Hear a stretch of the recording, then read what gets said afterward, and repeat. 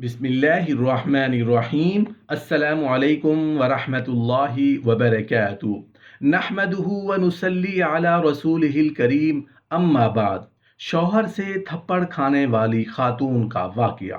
محترم ناظرین، حضرت صفیہ رضی اللہ عنہا جو امہات المومنین ہیں، امت مسلمہ کی ماں ہیں اور رسول اللہ صلی اللہ علیہ وآلہ وسلم کی ازواج میں سے ہیں، لیکن آپ کو یہ بات بتانا چاہتے ہیں، کلیئر کرنا چاہتے ہیں کہ حضرت صفیہ رضی اللہ عنہا جو امہات المومنین ہیں، وہ رسول اللہ صلی اللہ علیہ وآلہ وسلم کے نکاح سے پہلے کنانہ بن ابو الحقیق کے نکاح میں تھیں۔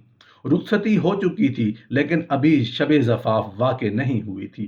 دوسرے الفاظ میں آپ کہہ سکتے ہیں کہ یہ واقعہ شب زفاف کی رات کا واقعہ ہے۔ یہ فتح خیبر کی رات تھی جس میں مشرکین کو ناکامی کا منہ دیکھنا پڑا۔ خیبر میں جن خواتین کو قیدی بنایا گیا تھا ان میں حضرت صفیہ رضی اللہ عنہا اور آپ کے چچا کی بیٹی بھی تھی۔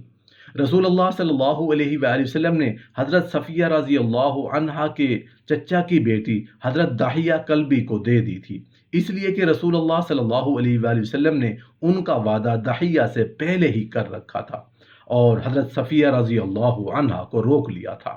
جب حضرت صفیہ رضی اللہ عنہا کو قیدی بنایا تھا تو اس وقت آپ نئی نویلی دلہن تھی، ابھی اپنے گھر میں داخل بھی نہیں ہوئی تھی۔ رسول اللہ صلی اللہ علیہ وآلہ وسلم نے حضرت بلال رضی اللہ عنہ کو حکم دیا کہ وہ حضرت صفیہ رضی اللہ عنہا کو اقامت گاہ میں لے جائیں، یعنی وہاں پہنچا دیں۔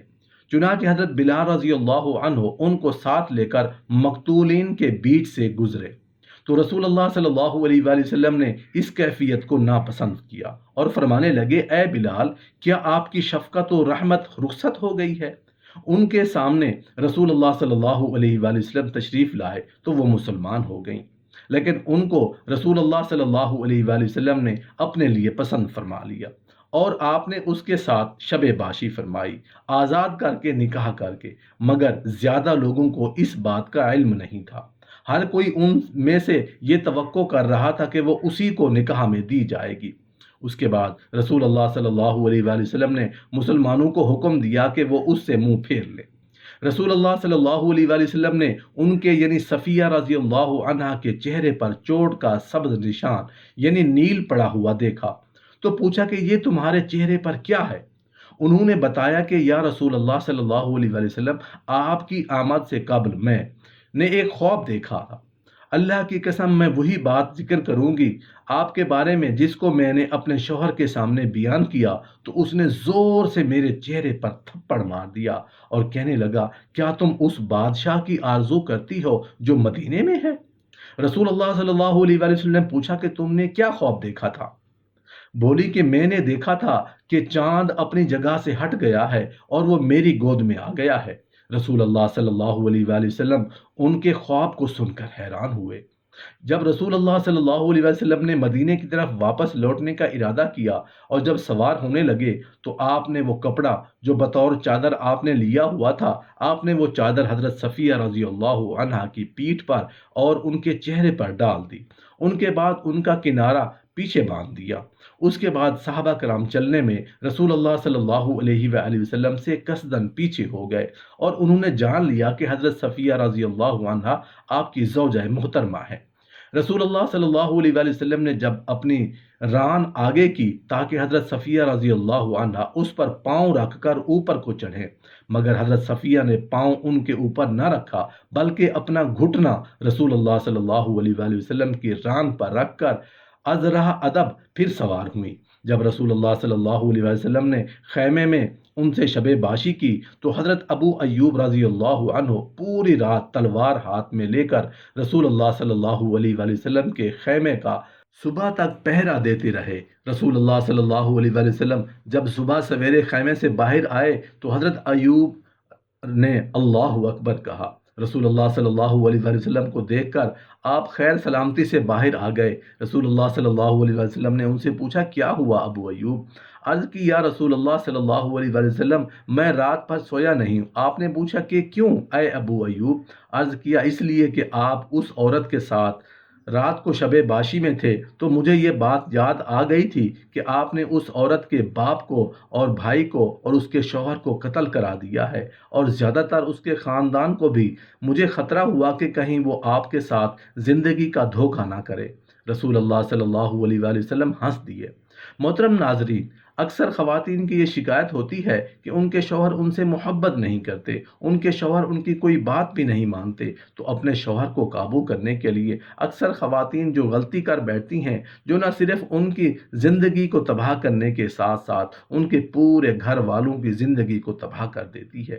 خواتین کو چاہیے کہ اپنے گھر والوں کے سامنے کبھی اپنے شوہر کی برائی نہ کریں۔ عموماً گھریلو ناچاکیوں کی وجہ سے جب خواتین اپنے گھر والوں یعنی والدین، بہن بھائیوں سے اپنے شوہر کی کوئی برائی کرتی ہیں یا اپنی سہیلیوں میں بیٹھ کر اپنے شوہر کی برائی کرتی ہیں، تو ایسی باتیں شوہر کے دل میں نفرت پیدا کر دیتی ہیں، جو کہ شوہر کے لیے باعث شرمندگی ہوتی ہیں۔ یہی وجہ ہوتی ہے کہ ایسی خواتین کبھی اپنے شوہر کے دل پر راج نہیں کر سکتی۔ اس لیے پہلے خواتین کو چاہیے کہ وہ کبھی بھی اپنے گھر والوں اور سہیلیوں میں اپنے شوہر کی برائی نہ کرے۔ اور ایسے ہی جیسے خواتین کو اپنی تعریف سننا بہت پسند ہے، تو مرد حضرات کو بھی اپنی تعریف سننا بہت اچھا لگتا ہے۔ اس لیے خواتین کو چاہیے کہ وہ ہمیشہ اپنے شوہر کی تعریف کریں اور ان کو اچھے لفظوں میں یاد کریں۔ خواتین کو چاہیے کہ وہ طنز نہ کریں بلکہ ہر بات پر خوش ہونے کی کوشش کریں۔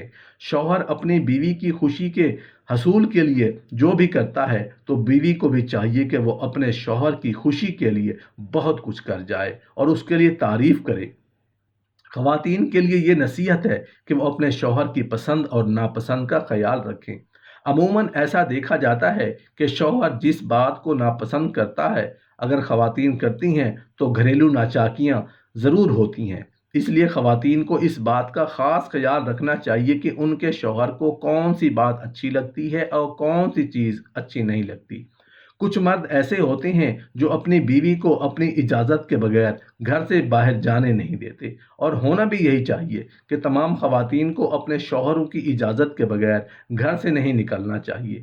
دیگر معاملات میں بھی اپنے شوہر کی پسند اور ناپسند کا خیال کریں۔ زندگی میں اتار چڑھاؤ آتے رہتے ہیں، کبھی اچھے دن کبھی برے دن۔ اس لیے سب سے اچھی بیوی وہ ہوتی ہے جو مشکل وقت میں اپنے شوہر کا ساتھ نبھاتی ہے۔ جب شوہر کی کمائی اچھی ہو تو ہر بیوی شوہر کے ساتھ دینے کے لیے رضامند ہوتی ہے، لیکن جب شوہر پر مشکل وقت آتا ہے تو ایسے وقت میں جو بیوی ساتھ دیتی ہے، یقیناً وہ شوہر کے دل پر راج کرتی ہے، کیونکہ شوہر اس بات کو نظر انداز نہیں کر سکتا۔ ایسے وقت میں جب سب اپنے چھوڑ جاتے ہیں، اس کی بیوی ساتھ دیتی ہے، یقیناً اس سے بہتر کوئی رشتہ نہیں ہو سکتا۔ جو خواتین عموماً یہ شکایت کرتی ہیں کہ ان کے شوہر دوسری خواتین سے زیادہ دلچسپی رکھتے ہیں، تو ان کو اس بات کا خاص خیال رکھنا چاہیے کہ وہ بن سنور کر رہیں۔ شام کو جب شوہر گھر واپس آئے تو ایسا نہ ہو کہ بکھرے بالوں اور میلے کپڑوں کے ساتھ ان کا استقبال کریں۔ صاف ستھرا لباس پہن کر بن سنور کر اپنے شوہر کو مسکراتے ہوئے استقبال کریں۔